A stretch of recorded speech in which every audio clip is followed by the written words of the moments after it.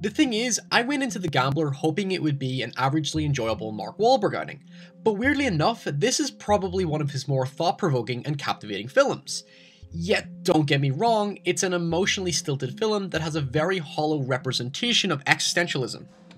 So, Mark Wahlberg plays Jim Bennett, a novelist turned associate English professor who has an intense gambling addiction and very quickly, in fact almost immediately, has a debt to both a gambling ring owner and a loan shark.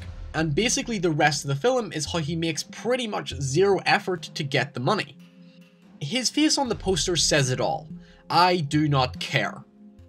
But oddly enough, his attitude and everything the film stands for all makes sense.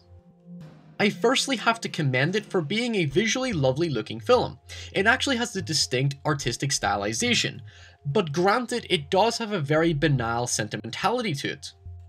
Jim has a very troubled, implied suicidal behaviour to him, in which he alienates both his mother, students and everyone he meets.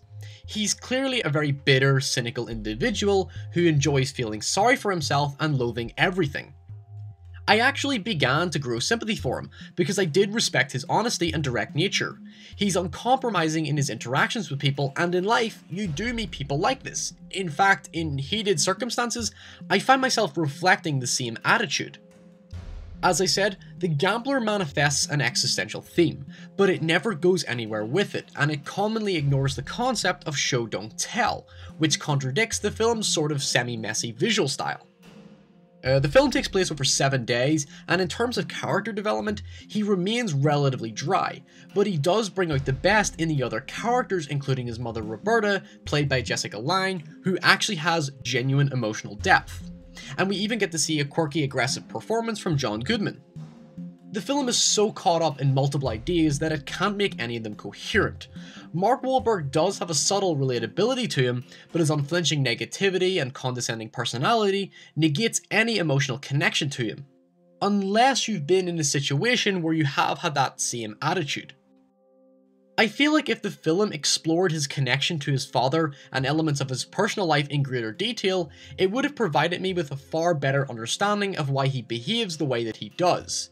Yet, as pretentious as it sounds, the more I think about it, the more the character spoke to me, because it reminded me of situations where I responded in pure contempt and spite to those I disliked or disapproved of. I mean, you could look at The Gambler as a film that reminds you of how destructive negative behaviour can be, because he is selfish, demeaning, hostile and antisocial, but he is self-aware of this and admits it's purely for honest reasoning. The actual gambling is limited to only 3 instances, which are tense moments that are hindered by undramatic execution. As I pointed out, it's less about gambling and him paying threatening individuals money back, rather than its look at the stubbornness and complete neglect of a lost person. That's as far as its existentialism goes.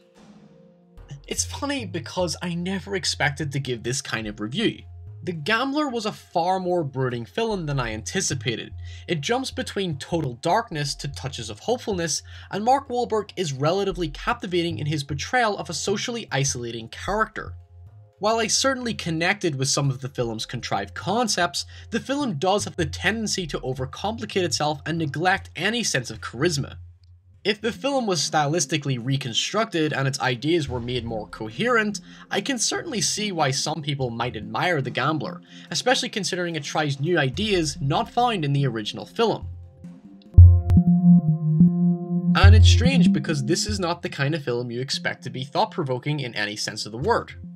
Anyway guys, make sure to leave your comments below as to what you thought of the film, and I'll see you all very soon.